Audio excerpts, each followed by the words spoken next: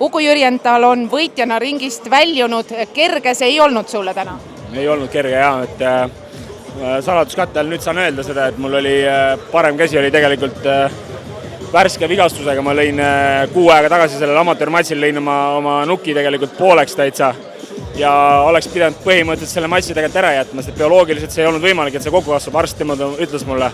Aga tegin kõik võimalikku, hoidsin natuke aega kipsi ja tegin igasuguseid taastusravi asju ja ta oli enam-vähem esimeses raundis. Aga pärast esimest lööki põhimõtteliselt kohe tundsin, läks katki ja kahjuks tundub, et läks ka vasak käsi, nii et paraku.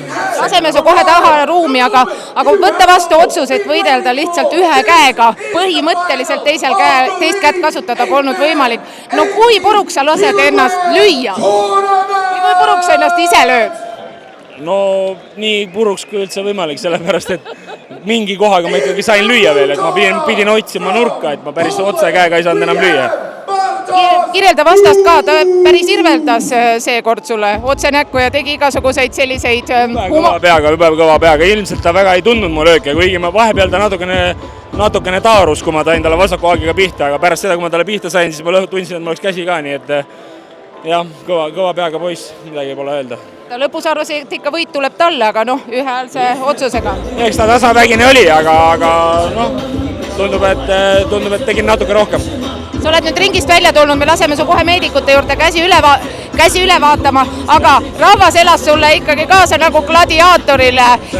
See kümnete kaupa inimesi, kes ootavad järjekorras, et suga pilti teha. Mis tunne see on? See on võimas. Loomulikult ise oleksin tahtnud väga knockouteerida oma osast, aga alati ei õnnestu, nii et tuleb rahul olla sellega, mis on. Ja küsis Maicel Astur ka küsis õige küsimuse ära, et kas sul seda tunnet ei olnud, et tahaks ikka panna põlvega? Jaa, siuke natukene abitu tunne on, kui oled lähidistantsis ja juba kätelöögid on nagu ära tehtud. Et jah, natukene on siuke abitu tunne, et tahaks põlvi ja jalgu kasutada, aga ikkagi tuleb ära jätta. Aga fakt on see, et sa tegid inimesed täna õnnelikuks, kõik, kes sulle siia kaasa elama tulid. Kuidas sa nüüd oma võitu tähistad, Uku? Ma tahaks lihtsalt puhata praegu, nagu lihtsalt korraks välja lülitada ja täna mitte midagi teha. Eks homme vaatab edasi. Me laseme Uku mitte midagi tegema taha ruumidesse ja aitäh sulle, Uku, selle tohutu inspiratsiooni eest, mida sa inimestele pakud. Aitäh.